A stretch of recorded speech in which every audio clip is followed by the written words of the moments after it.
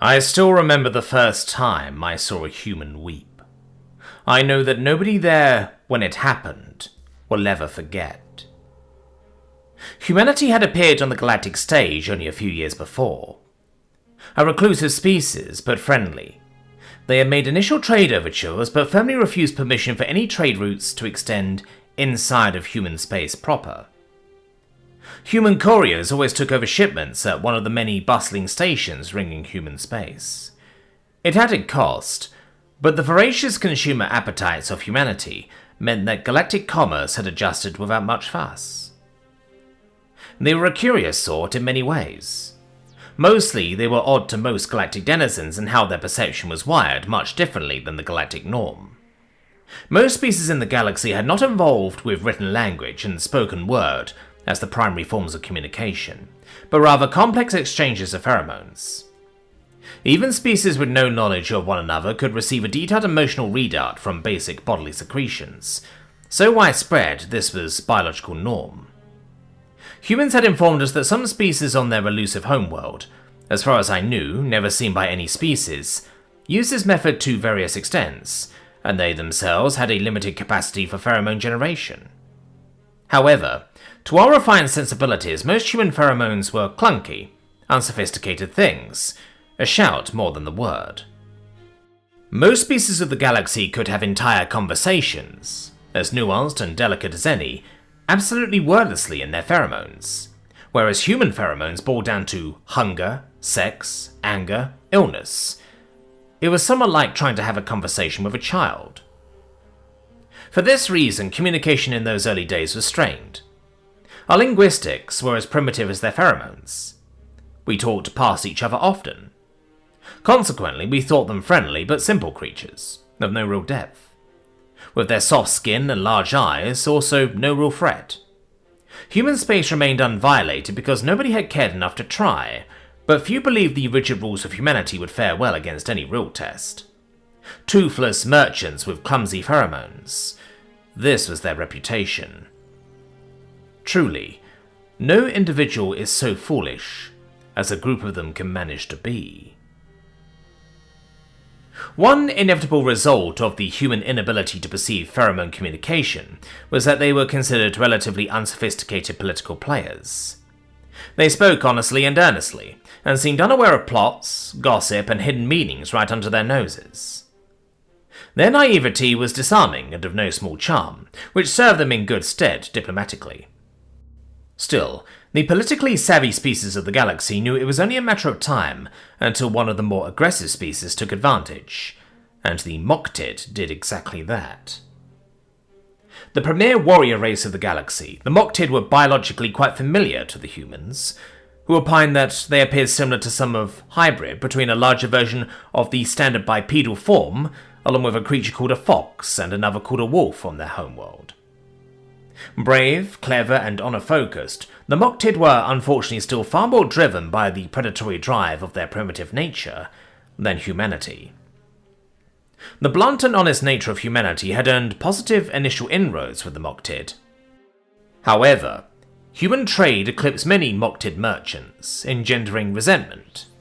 Eventually, popular Moctid opinion, heavily inflamed by pundits and politicians, came to hold the humans as not only soft and unthreatening, but also to see these upstart primates as dishonorable or mischievous due to their secretive nature, success over Moctid merchants, and refusal to allow incursions into human space. The increasingly vitriolic rhetoric reached its inevitable result.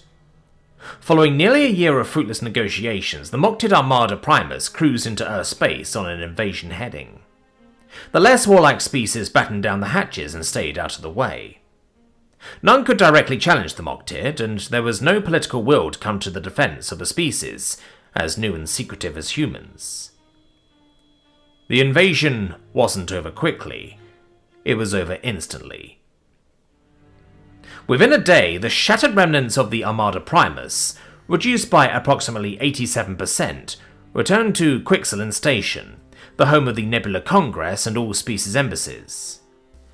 On the floor of Congress, the Moctid Senator, Clem Barr, delivered the fleet's report in a mixture of pheromonic panting and halting, emotional spoken language, a message delivered in equal parts rage and terror, telling the horrified Congress of weapons that bent the fabric of reality, as well as dishonorable and incredibly brutal combat techniques that sought to take no prisoners.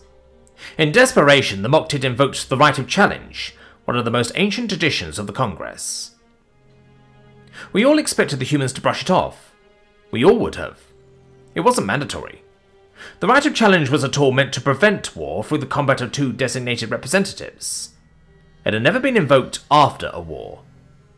There was no incentive for a victorious species to limit their spoils and conquest after they had already won.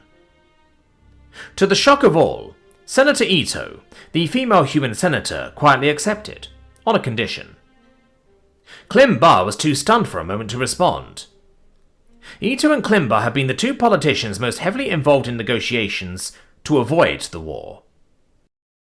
Neither had wanted it. Both had understood the role of pundits and politics in the unnecessary heat between species, and in their negotiations the two had become rather public friends over the past year. Something that had caused a great deal of anger among both of their peoples, as rhetoric ratcheted up in fervour, but neither seemed to care much about that. Klimbar had assumed the much more physically imposing male human senator, Hotchkiss, would accept the challenge, if either bothered doing so at all. Ito, diminutive and unassuming, had not crossed her mind. She had asked Ito to repeat her condition. If humanity prevails in the challenge, do you agree to restore our honour in the eyes of the Mok'tid, and to agree to a peaceful existence?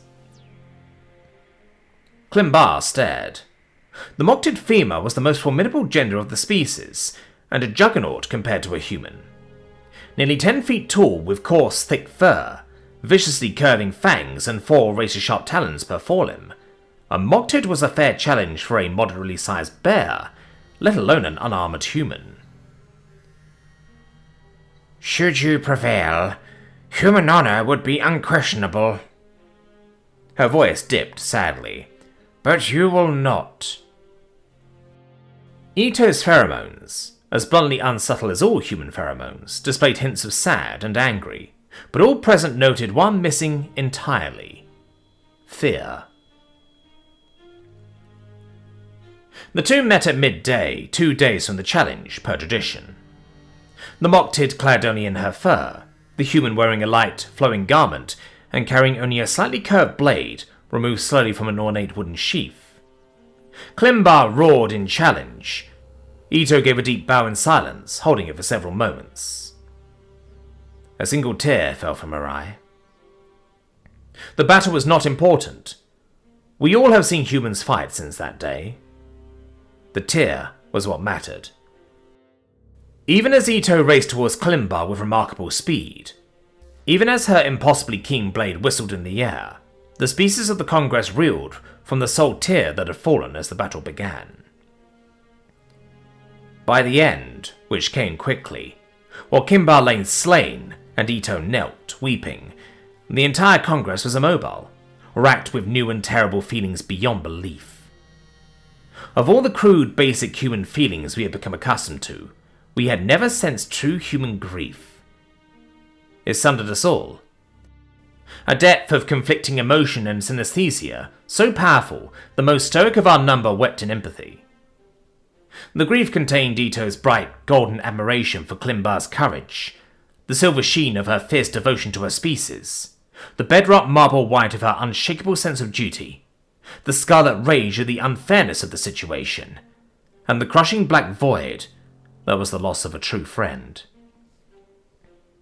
Ito left the station and never returned to her post. She lives alone in a small abode in a place called Kamijima. She is considered a great hero of both the Mok'tid and humanity for averting a war and establishing human honor beyond doubt. By all reports, she despises his reputation bitterly and will not tolerate mention of it in her presence. Humanity opened its borders the next day. The same day the Mok'tid delivered a deep apology for their hubris and requested a formal peace and trade alliance. There was no need for secrecy anymore, no need for borders. We had seen what they were trying to keep hidden. A terrifyingly effortless capacity for killing, unfathomable depths of feeling, Two incredible gifts combine to form the most bittersweet curse. All species fear and respect humanity. None fear them.